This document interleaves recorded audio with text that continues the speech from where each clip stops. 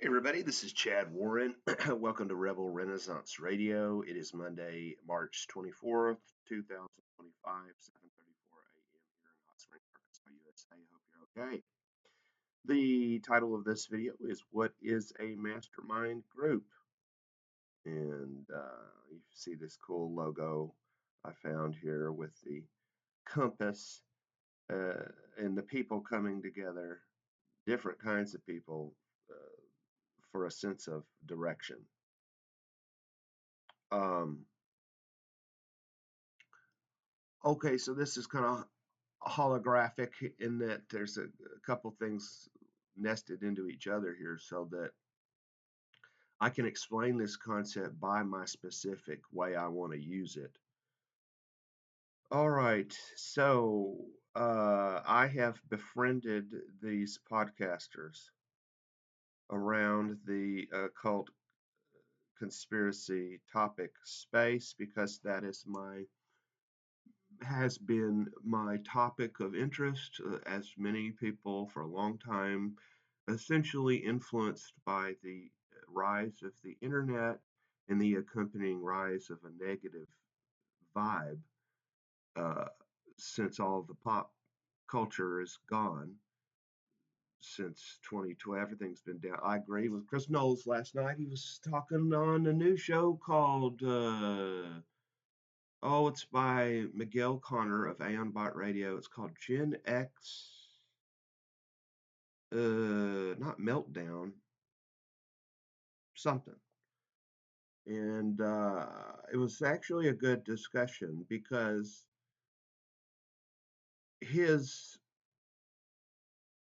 what kind of can come across as kind of like snotty, arty point of view to me sometimes, and I don't want to hear that, or I'm just just like him. He's just that's what it is, what it is to be an artist. So like if people were talking about music that he knew about, he was very deep into the music scene of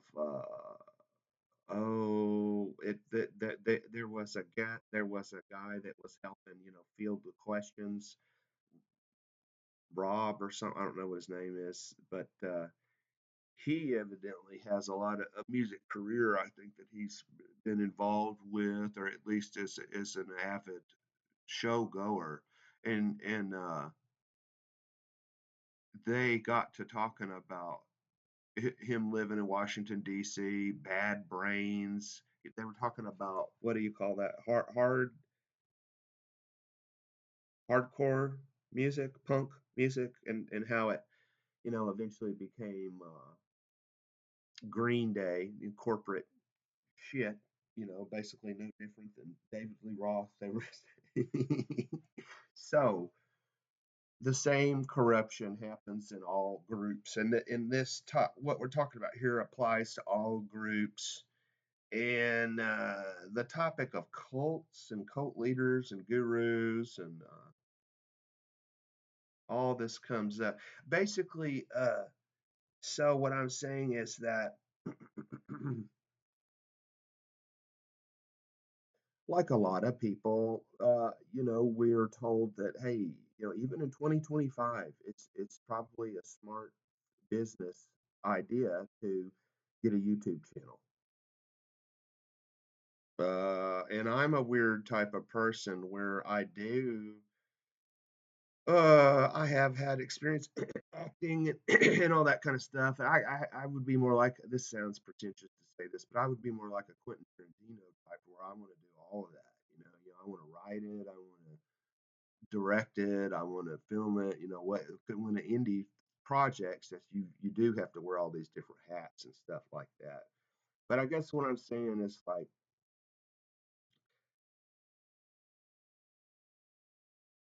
I spend a lot of time in my head in thinking about the problem with this alt media, which is largely based around politics of various varieties.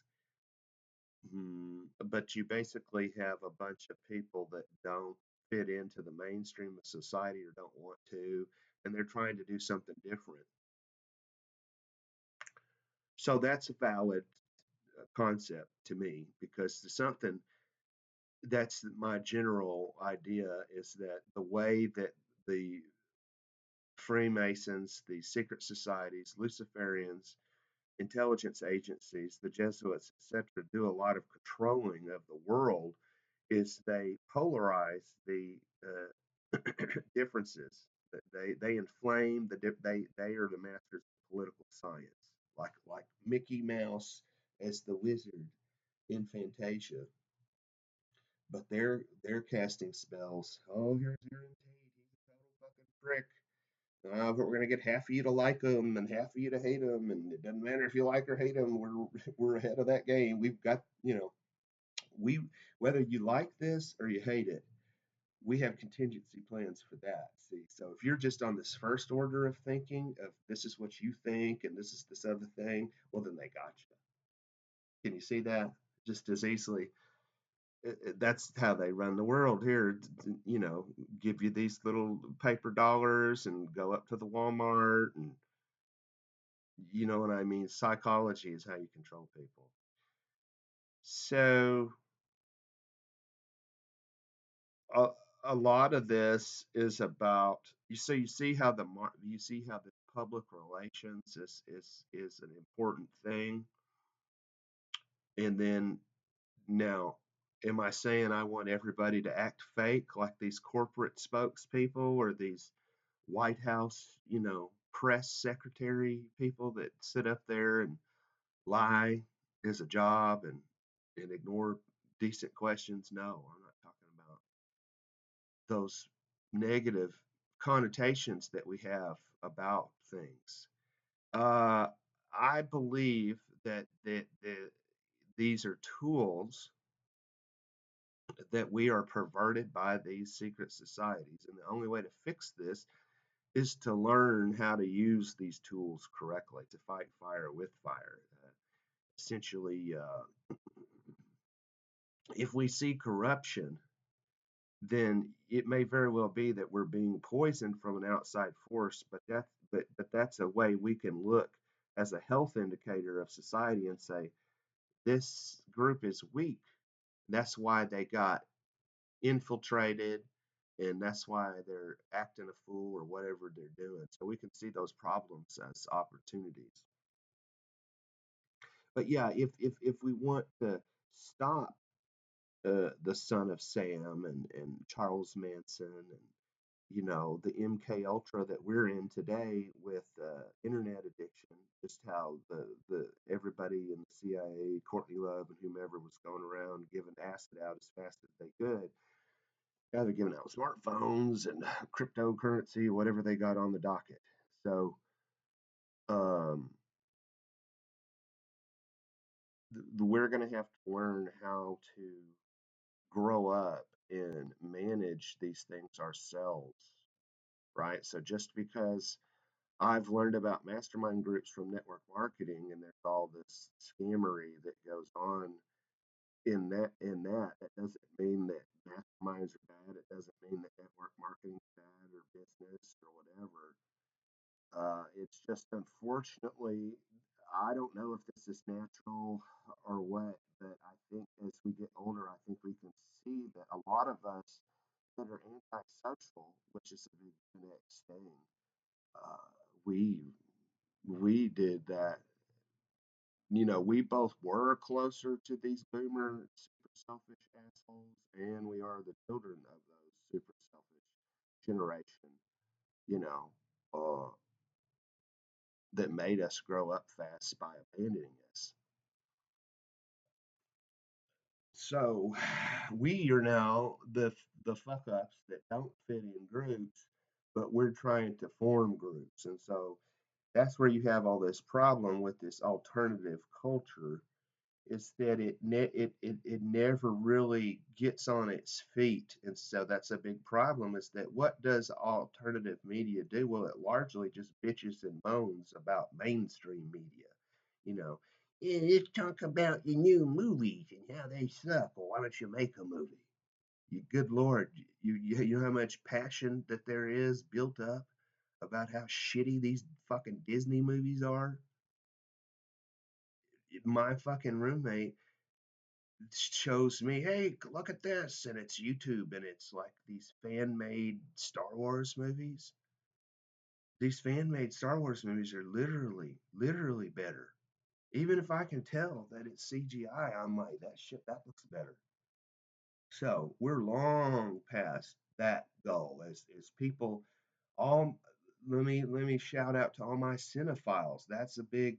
I wanted to make movies.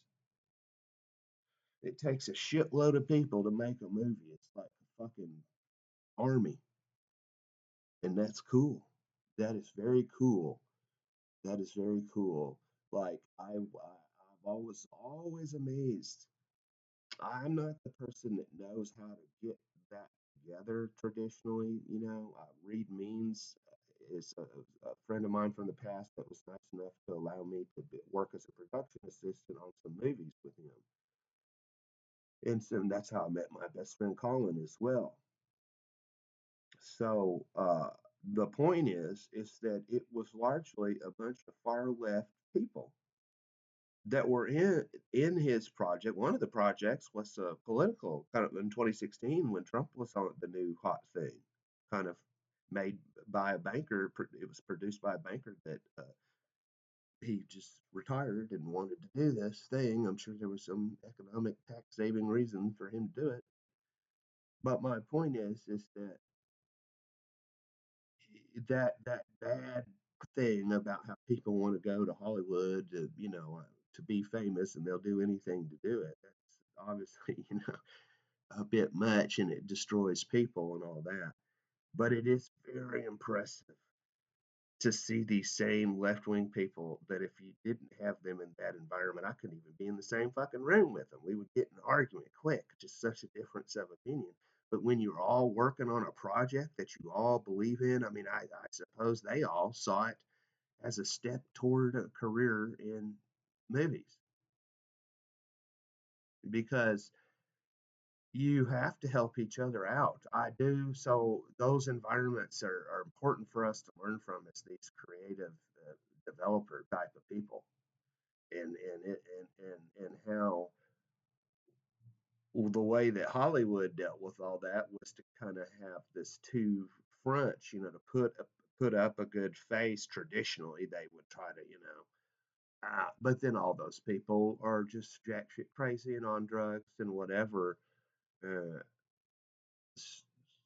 you see what I'm saying? So that's just how that acting that skill was used in a negative way, and I think we know why. That gets you into this thing where you start studying organized crime. You're like, why would these drug dealers be selling fentanyl to people? This is shitty business. That's bad against the people that do like business. I mean, how are the people going to come back? They're fucking OD'd, man. What kind of a business is this? You know.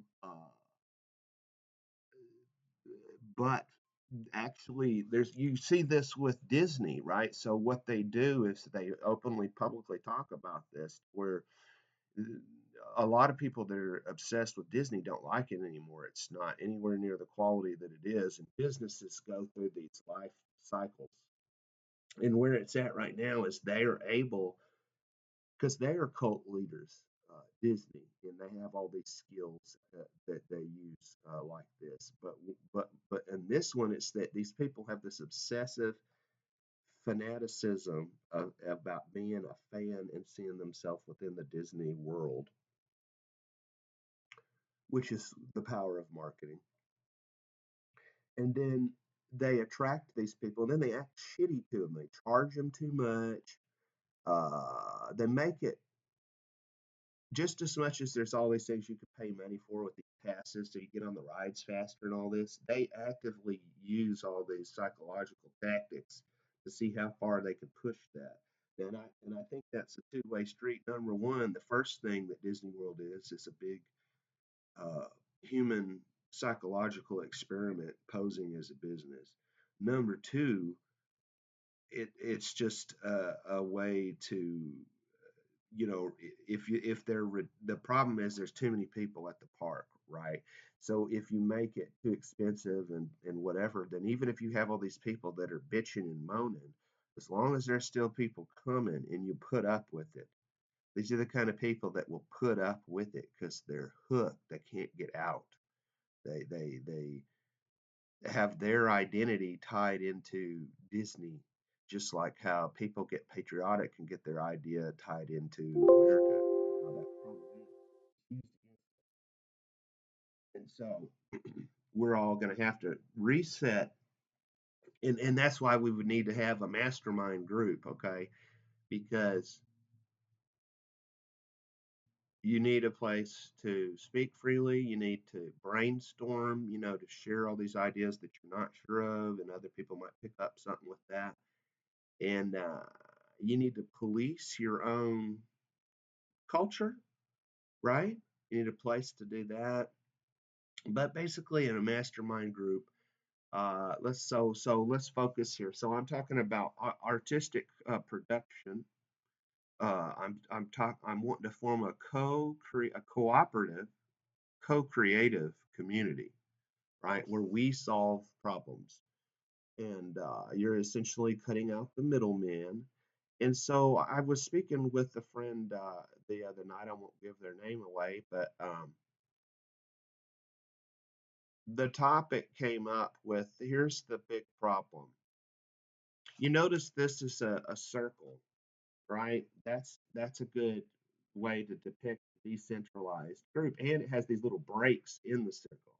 Individual people have to make up a team. Individual, team, cooperative, can't have one without the other. And how all of us really need to be more social. We need to change how we're socializing.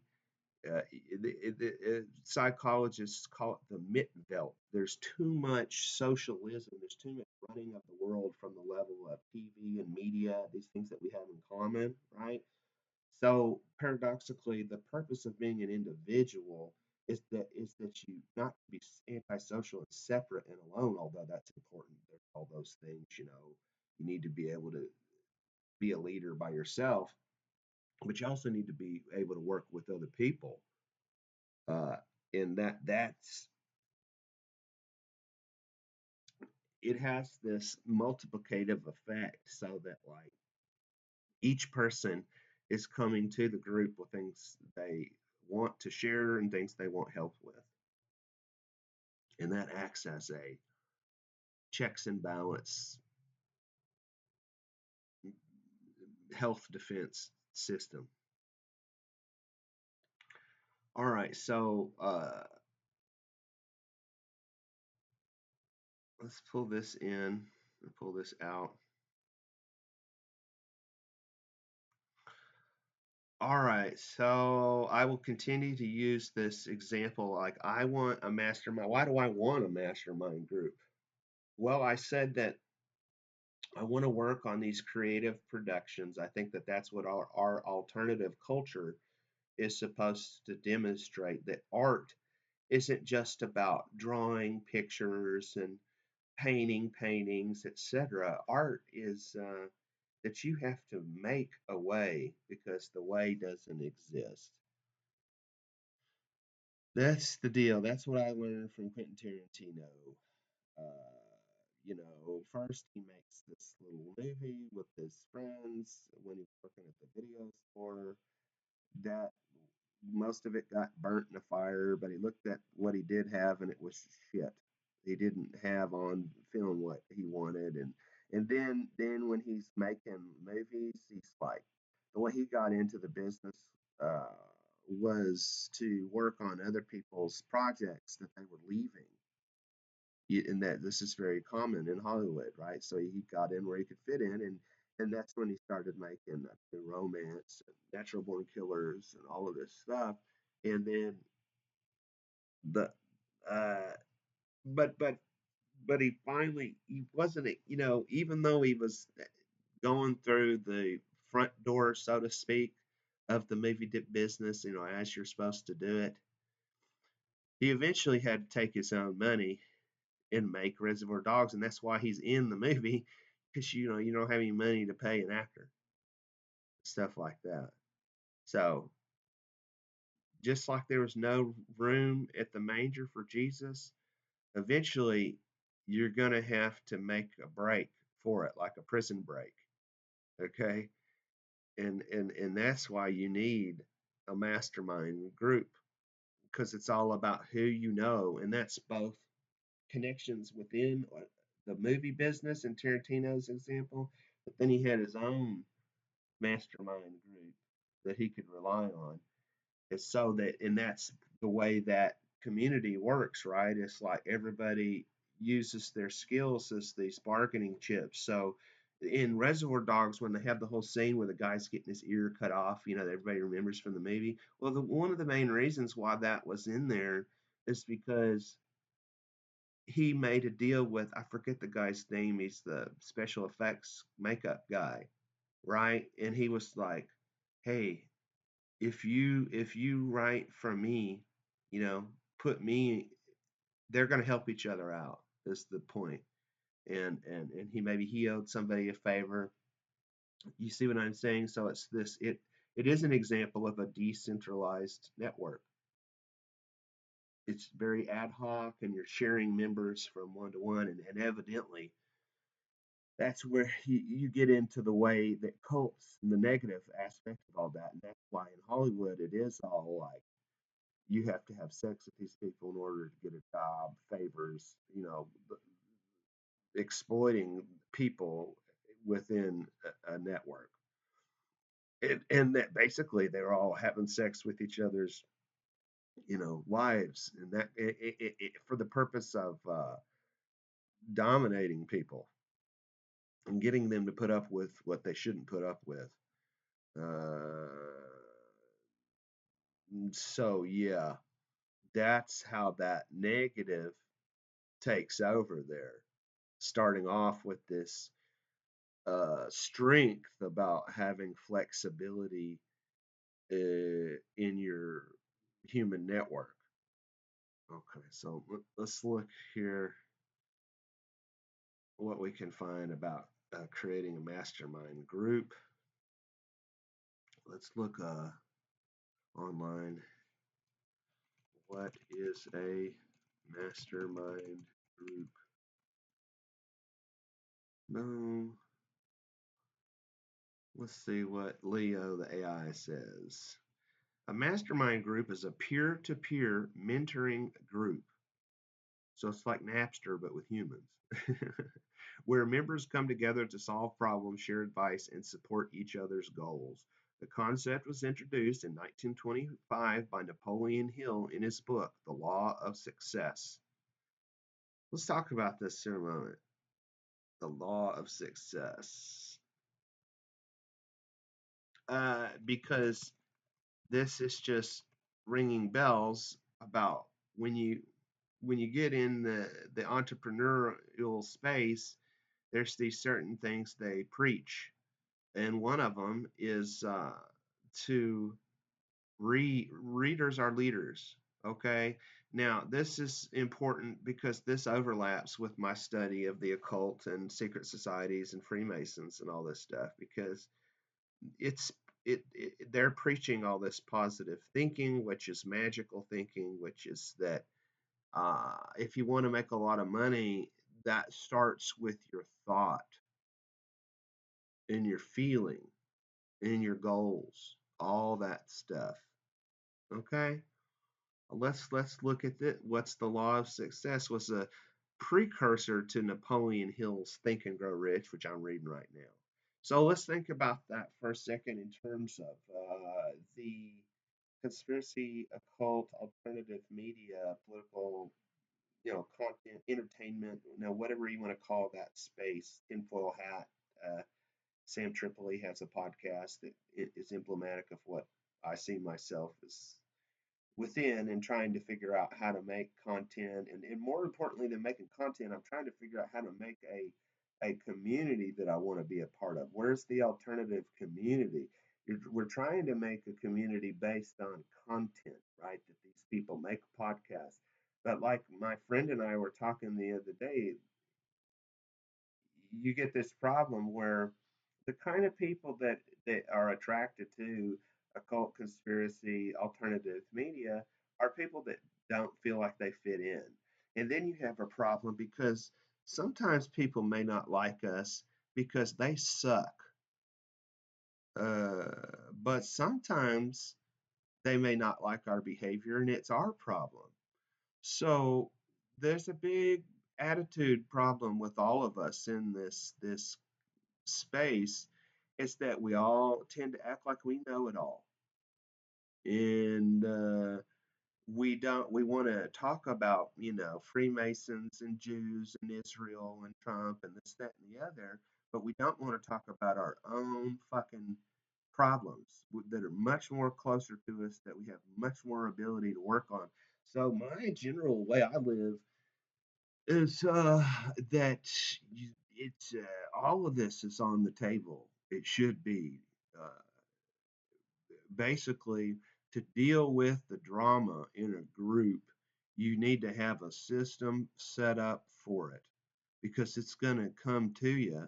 People are not going to communicate stuff when they're pissed off. Some people are going to get emotionally butthurt and throw a fit in front of the group. You got to know how to deal with this because you can't just block speech. You have to allow it, but it has to be channeled in a way that is productive and helps the whole group handle its energy. So that's essentially what we're talking about. Is kind of like if you start off with fire and then you end up with an internal combustion engine or an EV if you want to look at it that way, but you're using alchemy, you're channeling power into a machine.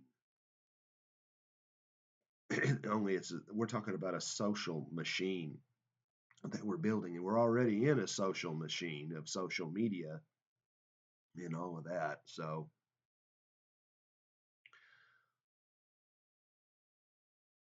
all right, so we're talking about how mastermind groups originated from Napoleon Hill, who's this famous self-help business mindset writer. So, like I can see pretty clearly pieces of the puzzle in that network marketing world, and one of them is mindset. So, if we have these podcasts, people like BD Salerno and William Ramsey and others. That's the whole point of it is they go on these shows to market their books because people don't read. And that's what a caller called into that Gen X show last night, and they were all just saying like we got to just focus on core, literacy of books and reading and writing, and how you cannot have any kind of a society if you don't have that, because that's what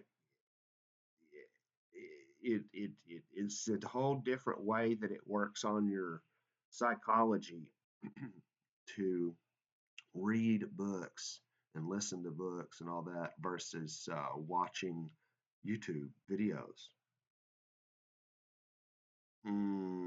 You feel maybe it feels more enjoyable, these video formats and stuff like that, or whatever. But and the good thing is that podcast is essentially radio, which is essentially spoken word. So that is very good that it has brought back long form speaking without time breaks for commercial reasons, because that gets us back to how people originally did learn, and they could memorize this whole fucking book of Shakespeare because their brain wasn't turned into Swiss cheese like ours is by how easily we can go to these different. Oh, let me look at this. Let me look at this. And that's the basic. That's what they were coming up with in the Gen X discussion on that, which I recommend because it's kind of a mastermind in a way. And you know what I like about that talk is that I felt that myself listening and them talking, you know, maybe Chris, just like Miguel's like, hey, will you just be on my first show? We're just going to talk generally about Gen X stuff. Okay. So, but my point is like, whether you like that topic or not, right? We're all familiar with it. So it became a more helpful thing because the way people were talking about stuff, they're all my age or older, 50 to 60 plus and whatever. And like, so they're not just recalling, hey, remember this time in this punk rock music scene, this, that, and the other. It's really like you want to share because you're putting information that's going to be part of the historical record of what your time was. There was a sense of like an obligation, as people that see themselves as chroniclers, journalists, writers, creators. Mm. And this explosion in nostalgia that is going on has this negative side to it, and it's that, well, that means that nobody has any faith in or excitement in what's going on now. We don't even know what, we can't even, as much as all of those people are leaders in like hating the mainstream of society and wanting to be a part of this alternative culture, I think all of us lament it was better to be bitching and moaning within one popular culture created by media where we all had our opinions, but we were all seeing the same world, as opposed to now they were all just experiencing. Now there is no culture. And so all people can do to have a culture is this nostalgia shit of looking back to when we did. So there's a desire there to go back to reintegrate a lot of stuff that we can now appreciate that we've lost. That's where all the negativity come from, is the internet. Because like when Chris Knowles was talking about, I don't know if it was U2 or whatever, some early show that he went to, but imagine how exciting it was to go to a concert when you didn't have MTV, you didn't have the internet. And that's why, for many decades now, young people at a show don't even care. Why would you care? That's why they all have their cell phones out, because they could be at an event, but this world is more the world to them than all those thousands of people at that show. It's more about, I want to influence people online than what experience am I having here. That this is the way it should be. What it should be is that nobody gets to know what happens unless you go to Woodstock, the event. And we definitely have seen after COVID that there's a small niche of people that are that, and that's the direction I assume things are going moving forward. You're going to have we're talking about, this is key for our types of people. You're not broadcasting, you're podcasting. So like, you need to pay respect to any of the people that come and watch your show, because the way this works for us dreamer types and us entrepreneur types is that we will have a potential to be a part of a small but powerful group, and that's the people that are reinvigorating their natural selves, while the majority of people are going to become non-human. They're going to become robots. That is all happening. And I don't like to see myself as superior. I don't want to be in any kind of an elite group, but we're talking about survive, that mentality, a defensive mentality, and thriving. So you're going to have, that's why you do have this overlap of like the people that are preparing for like the internet being off and the electricity being off are the people that are selling prepared food. So and there's, yes, I do see all the problems with that, and that the point of it is if you have a problem, you have to be a part of the solution or you're part of the problem. That's what I'm trying to teach, and I want you in my group to put pressure on me. Well, okay, are you doing that? You see, that's all you can do. Is it's kind of like start a company. A company is in a military too. All you can do is take that pressure to make things better and to get rid of these bad behaviors, and to do that to yourself and to do that to the other people as iron sharpens iron. So that's the general problem, is that it's like herding cats. When these individuals, they're gonna be out of the frying pan of the shitty fake mainstream society, but then when you try to be authentic and real and do that around other people, you're going to discover that you're going to rub people the wrong way. And then these are all people that may be kind of oversensitive because they're used to being kicked out and people don't want them to play football with them. These are all that's why Nick names his show The Occult Rejects. He is a leader within this decentralized uh, mastermind. He's doing all that. I see it as, you know what I'm saying? And so these are the questions.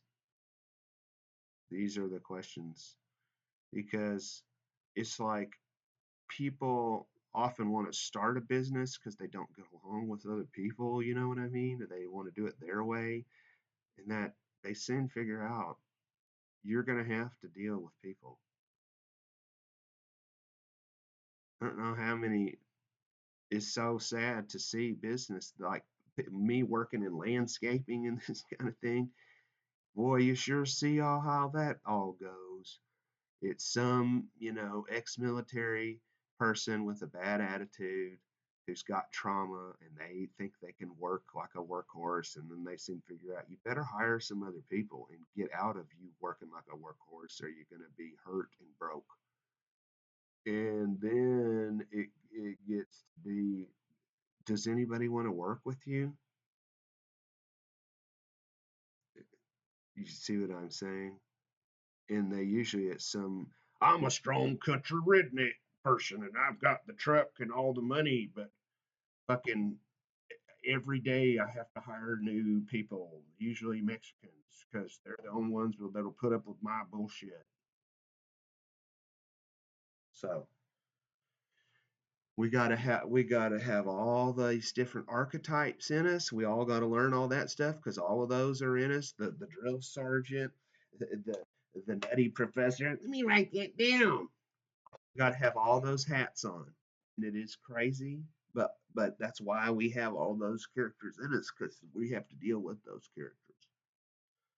So I think I've yammered enough on here. I hope that some value has come out of this. Basically, just in closing, my goal is to attract other people to a mastermind group, which is basically sharing leadership.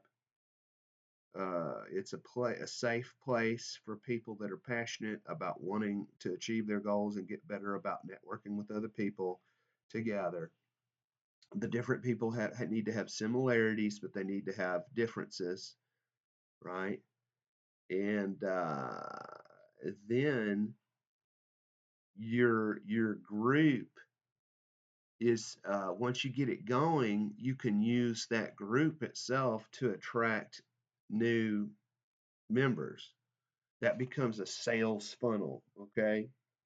Meaning that here's a thing that you'll see these business people do. Everything they do is toward the goal of making profits, right? So, like for example, me giving out this free information and education, and then I'm polling the audience. I'm asking you to give your opinion. Have you been in a mastermind group?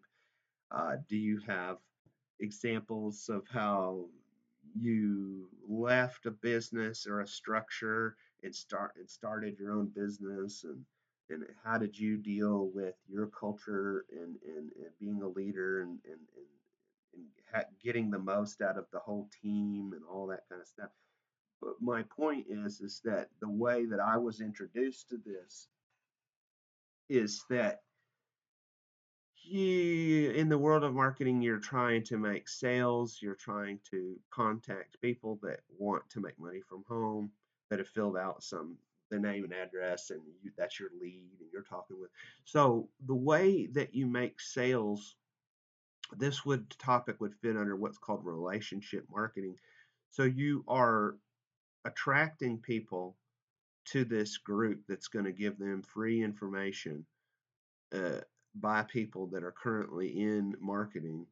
It could be anything. It could be, independent podcasts or whatever your thing you're doing. And then they they can join the group for free. And then like you could set it up all different ways, but basically that enables them to test drive you as a leader, because what happens is that people join these opportunities based on what you typically on a product. They're like, well, I personally use this nutrition. It's this green superfoods, and you put it in this water and mix it up and drink it. And because I like it, I wanted to sell it to somebody else. Okay, well then the company that you buy that from is like, we're going to teach you how to market, and then they don't, right? So then what happens is there's this whole world about these people out there trying to learn how to market, and what you really want is a mentor. You want somebody that knows how to do it, that's going to teach you and show you the ropes. So my point is that if we start a mastermind group around this topic of like, I'm interested in, hey, all you people talking about politics and in MAGA, you need to MAGA. We need to make America great again, not sit and watch TV. All that energy, that's what they're doing. They want you to sit there and Trump and Elon's going to save the day. They're not. You're just going to be let down that it's all a scam. Duh, we told you. That's politics, you see. Business is getting shit done, which is the whole fucking reason people like Trump, because he gets shit done. Well, why don't you get shit done?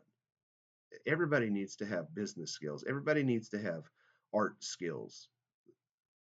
This so the way I'm using this is this. I'll tell you what, I'm here. I look at it like I'm a general and I'm in a military, and my enemy is the Vatican, because they run education, and they run society through these churches, which are really, it's all a military. They're why we're fighting these wars, because it's the devil.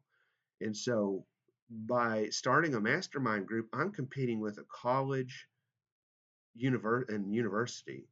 I want our little mastermind groups to take over as the way that people incubate, like small business and movies. And you see what I'm saying? We're shifting away from the corporate religious government running the education system and teaching everybody to be a communist, to individuals that are preaching the gospel of capitalism, and how we can all find a common unity in a common project that we work on, instead of hearing about whatever new Elon Willy Wonka invention, that we don't have money to buy, or whatever. There's no place for us in that. So that's why I want to set up the mastermind group, and I hope you have gotten some value out of this. And that's what I'm saying in closing, is that the giving away of the free value attracts people. That is relationship marketing, and that's a sales funnel. So that here at the outer part is where all the people are, and you want them to get here to whatever your goal is, whether it's to see your movie or to invest in your business, or to take political action, or whatever. And so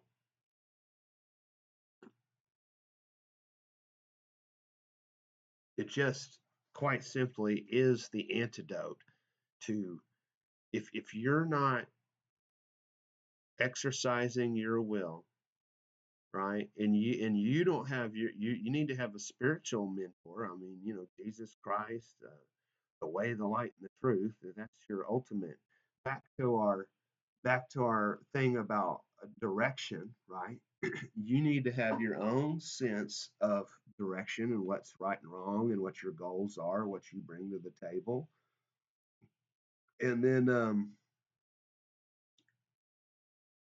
we need to get together and orient, because something that is true from network marketing world is this saying by Zig Ziglar: whatever the goal of it is, you're not going to get it unless you help other people get what they want to. So that's basically what we're trying to create in a nutshell: is the three musketeers, one for all and all for one.